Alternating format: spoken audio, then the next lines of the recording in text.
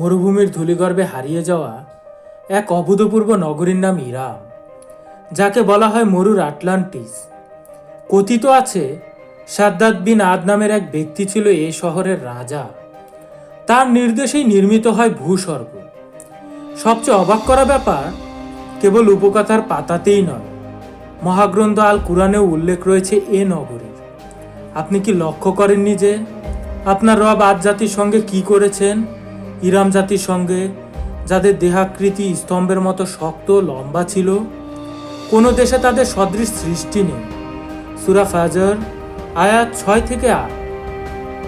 কুরআনের লক্ষ্য করেননি কথা থেকেই ধরে নেওয়া যায় যে আরবরা বেশ ভালো করেই জানতো ইরাম নগরীর কথা।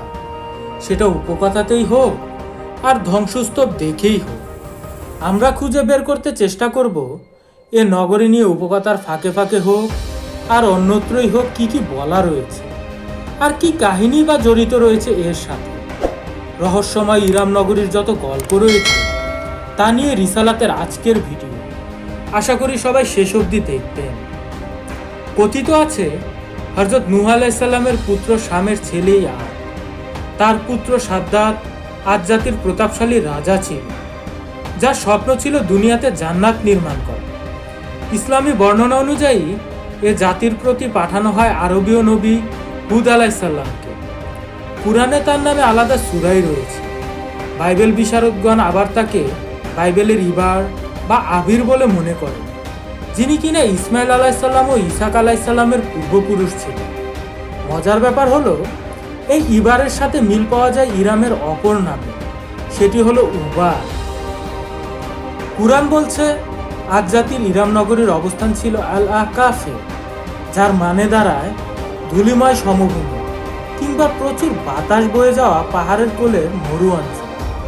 বিশেষজ্ঞদের মতে জায়গাটি আরব উপদ্বীপের দক্ষিণে, ইয়ামানের পূর্বাঞ্চল বা ওমানের পশ্চিমাঞ্চলে। আরবিতে এ শহরকে ডাকা হয় ইরাম জাত আল ইমাদ নামে, অর্থ স্তম্ভের নগরী ইরাম। আসলে 80-র দশকে সেই অঞ্চলে একটি ধ্বংসাবশেষ পাওয়া যায়, যাকে উবার নগরী মনে করা হয়। ইবনে কাসিরের আল বিদায়া গ্রন্থ থেকে আমরা জানতে পারি আদ জাতি প্রতাপশালী ও ধনী ছিল, নির্মাণ করেছিল সুউচ্চ সব অট্টালিকা। তারা একসময় একেশ্বরবাদ বর্জন করে এবং মূর্তি পূজা শুরু করে। হুদ আলাইহিস সালাম অনেকদিন তাদের মাঝে একেশ্বরবাদ প্রচার করেন, আল্লাহর পথে ডাকেন, কিন্তু না ফেরার এক ঝড় তাদের ধ্বংস করে দেয়, আর সকালবেলা জনশূন্য ইরাম পড়ে থাকে। তবে সাদ্দাতের উপকথা এ নগরী ধ্বংসের আগের ঘটনা। বলা হয় সাদ্দাত আর তার ভাই সাদ্দিদ পালা করে 1000 আদ গোত্রের উপর রাজত্ব করত। পুরো আরব আর ইরাকের রাজা ছিল সাদ্দাত। এমনকি কিছু আরব লেখক বলে থাকেন যে সাদ্দাতের অভিযানের কারণে কানানের দেশান্তর হয়েছিল। সাদ্দাতের কাহিনী আলিফ লায়লা অর্থাৎ আরব্য রজনী গ্রন্থের 277 থেকে 279তম রাতে বলা হয়। উপকথা অনুযায়ী হুদ আলাইহিস সালাম সাদ্দাতকে পরকালের বেহেশতের প্রতিশ্রুতি দেন, কিন্তু সাদ্দাত বলল সে নিজে বেহেশত বানাবে দুনিয়াতে, লাগবে না তার পরকালের বেহেশত। এরপর ইয়ামানের আদানের কাছে এক বিশাল এলাকা জুড়ে সাদ্দাতের বেহেশতের নির্মাণ শুরু হয়। প্রাচীর দেয়ালগুলো 750 ফুট উঁচু ছিল আর প্রস্থে 30 ফুট। চারদিকে 4টি ফটক, ভেতরে 3 লক্ষ প্রসাদ বাড়ির কথা বর্ণিত রয়েছে। উপকথা অনুযায়ী যার নির্মাণ কাজ শেষ হয় 500 বছরে। আল বাই জাউজি থেকে আমরা আবদুল্লাহ ইবনে কিলাবায়ের বর্ণনা করা একটা ঘটনা জানতে পারি। তিনি ইয়ামানের আদানে এক আরবের দেখা পেয়েছিলেন, যিনি কিনা হাতরামুদের পশ্চিমে মরুভূমির গহীনে এক রহস্যময় শহরের দেখা পেয়েছিলেন, যা ইরাম নগরীর বর্ণনার সাথে মিলে যায়।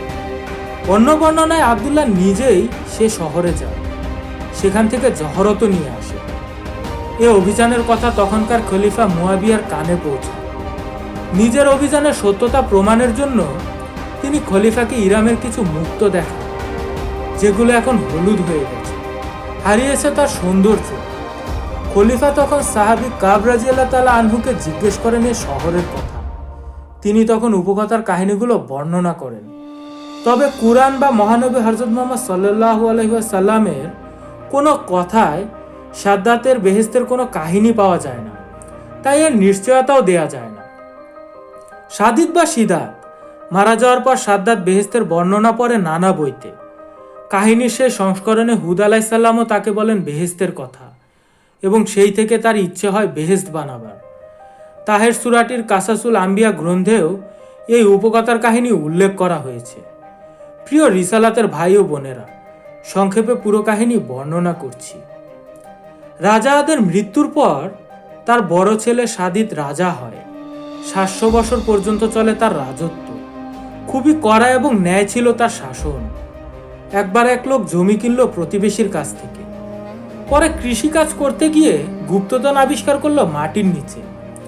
সাথে সাথে প্রতিবেশীকে সে গুপ্তধন দিতে গেল, কিন্তু প্রতিবেশী নিল না। তার মতে সে যখন বিক্রি করেছে সবকিছু সহই করেছে। যোগ্য ফায়সালার জন্য তখন প্রথমজন বাদশা সাদিদের কাছে যায়। সাদিদ তখন দু পরিবারের পুত্র আর কন্যার মাঝে বিয়ে দিয়ে দেন এবং সে গুপ্তধন ভাগ করে দেন দু পরিবারের মাঝে। হুদ আলাইসাল্লাম চেষ্টা করেও অবশ্য পৈতলিক সাদিদকে আল্লাহর পথে আনতে পারেনি। তার মৃত্যুর পর উজির সাদ্দাত রাজা হয়। আম্বিয়া গ্রন্থের উল্লেখিত ঘটনা অনুযায়ী তারা পালা করে শাসন করেনি, বরং ছোট ভাই উজির বা মন্ত্রী ছিল। রাজা হবার পর তার কাছেও হুদ আলাইসাল্লাম গিয়ে বেহেশতের কথা বলল। তখন সাদ্দাত বলল, তোমার প্রতিপালকের বেহেশতের কোনো দরকার আমার নেই, এরকম একটি বেহেশত আমি নিজেই বানিয়ে নেব। সাদ্দাত তার ভাগ্নে জোহাক তাজির কাছে দূত পাঠালো। জোহাক তখন পাশের এক বিশাল সাম্রাজ্যের রাজা। দূত মারফত সাদ্দাত বলল, ভাগ্নে, তোমার রাজ্যে যত সোনা রূপা আর মূল্যবান জহরত আছে সব সংগ্রহ করে আমার দরবারে পাঠিয়ে দেব। যত মেশকাম্বর আর জাফরানাদি আছে সেগুলো। আমি দুনিয়ায় এক বিশাল অনুপম বেহেশত তৈরি করতে চাই।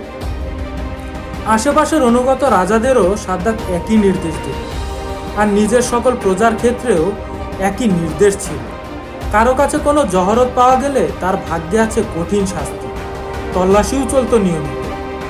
একে একে জহরতে ভরে যেতে লাগলো সাদ্দাতের দরবার। বেহেশতের স্থান বাছাইয়ের জন্য অনেক লোক নিয়োগ করা হলো। অবশেষে ইয়েমেনের একটি স্থানকে পছন্দ করা হলো। আয়তন ছিল 140 ক্রোশ।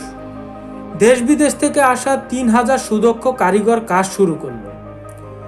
এক দরিদ্র বিধবা বৃদ্ধার নাবালিকা মেয়ের গলায় 4 আনা রূপার একটা অলংকার ছিল। এক তালাশকারীর চোখে সেটা পড়ে যায়। সে ছিনিয়ে নেয় সেটি। দুঃখী মেয়েটি ধুলোয় গড়াগড়ি দিয়ে কাঁদতে থাকে। সে দৃশ্য দেখে সে বৃদ্ধা দুহাত তুলে ফরিয়াদ করে, হে আমার প্রতিপালক, তুমি সবই অবগত। দুঃখিনীর প্রতি জালিম সাদ্দাতের অত্যাচারের দৃশ্য তোমার অদেখা নয়। তুমি ছাড়া আমাদের ফরিয়াদ শোনার আর কেউ নেই। তুমি সাদ্দাতকে ধ্বংস করে তোমার দুর্বল বান্দাকে রক্ষা করো। ওদিকে বেহেশত বানাবার কাজ চলছে পুরোদমে। 40 গজ নিচ থেকে মরমর পাথর দিয়ে বেহেশতের প্রাসাদের ভিত্তি স্থাপন করা হলো, আর তার উপর সোনা রূপা নির্মিত ইট দিয়ে প্রাচীর বানানো হলো। বর্ণিত আছে কৃত্রিম গাছও সাদ্দাত বানায়, যার শাখা প্রশাখাগুলো ছিল ইয়াকুত পাথরের, আর পাতাগুলো নির্মিত হয়েছিল সঙ্গে জবরজত দিয়ে, আর ফল হিসেবে ঝুলছিল মণিমুক্তার হীরা জহরত, আর মেঝে ছিল চুন্নি পান্নার মতো মূল্যবান পাথরের, সাথে মেশকের ঘ্রাণ। স্থানে স্থানে ঝর্ণাধারা ছিল দুধ, মদ আর মধু, আর চেয়ার টেবিল ছিল লক্ষাধিক, সবই সোনার তৈরি। মোট কথা এলাহি কাণ্ড, মনোহরী এক দৃশ্য।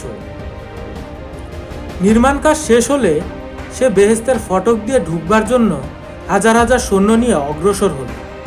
3000 গজ দূরে এসে তার বাহিনী অবস্থান নিল। এমন সময় অদ্ভুত এক হরিণের দিকে তার নজর পড়ল। দেখে মনে হচ্ছিল হরিণের পাগুলো রূপার, শিং সোনার, আর চোখ ইয়াকুত পাথরের। সাদ্দাতের শিকারের বেশ নেশা ছিল। বাহিনীকে থামতে বলে নিজেই রওনা দিল হরিণটি ধরবার জন্য, কিন্তু হরিণের দেখার মেলেনি। এক বিকট অশ্বারোহী তার পথ রোধ করে দাঁড়ালো। যেই না সাদ্দাত তার বাহিনীর কাছ থেকে সরে এলো, অশ্বারোহী বললেন, এই সুরম্য প্রাসাদ কি তোমাকে নিরাপদে রাখবে?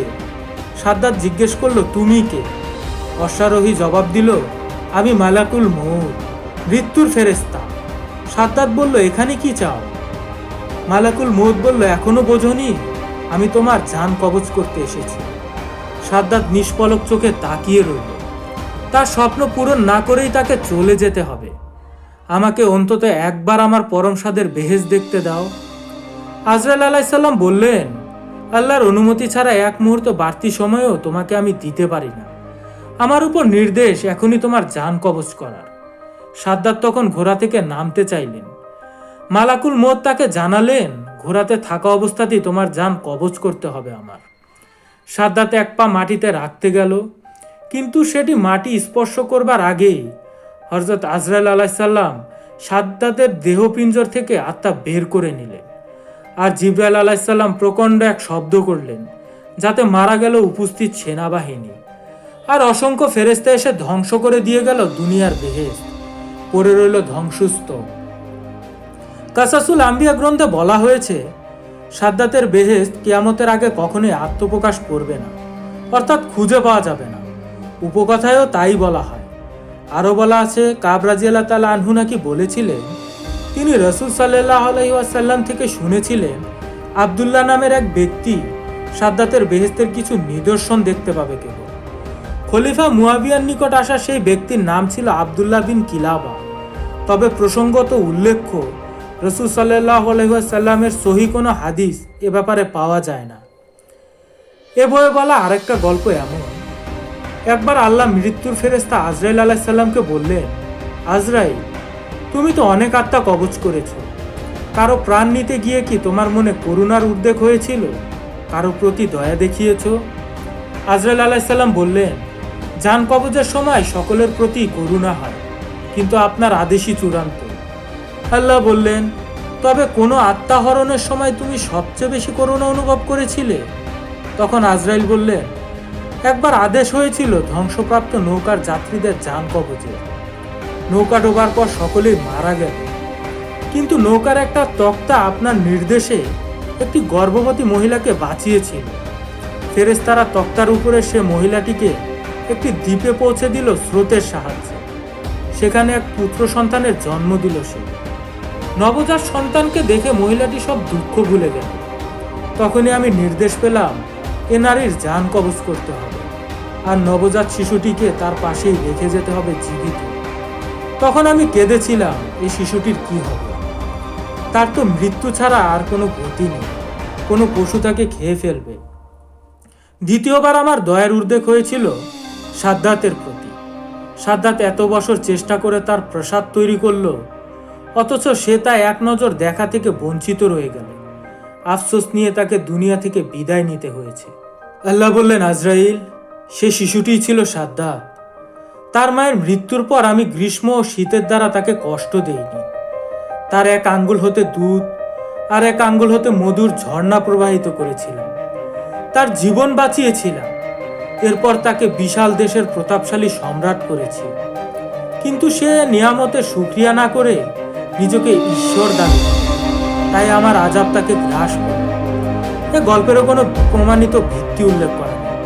তাই ইসলামী মুফতিদের জিজ্ঞেস করলে তারা বলে থাকে, সাদ্দাতের বেহেশতের কাহিনী স্বীকার বা অস্বীকার করবার মতো উপাত্ত হাতে নেই, তাই এ বিষয়ে কোনো সিদ্ধান্তে উপনীত হওয়া যায়। কিন্তু প্রত্নতত্ত্ববিদগণ তো আর বসে থাকে না। তবে এ পর্যন্ত নিশ্চিতভাবে কখনোই খুঁজে পাওয়া যায়নি হিরাম নগরীর অস্তিত্ব। কেউ কেউ ধারণা করে থাকে আরব মরুভূমির রাব আল খালিতে লুকিয়ে আছে ইরামের ধ্বংসস্তূপ। অন্যদিকে পপ কালচারে কিন্তু দারুণ জনপ্রিয় ইরাম নগরী, আর নানা গেমেও রয়েছে ইরামের কথা। আলিফ লায়লা থেকে শুরু করে থ্রিলারের পাতা, কত জায়গাতেই ইরাম নগরীর সবরই নিয়ে কেবল ইতিহাসের পাতা। কোনোদিন কি দেখা মিলবে শত শত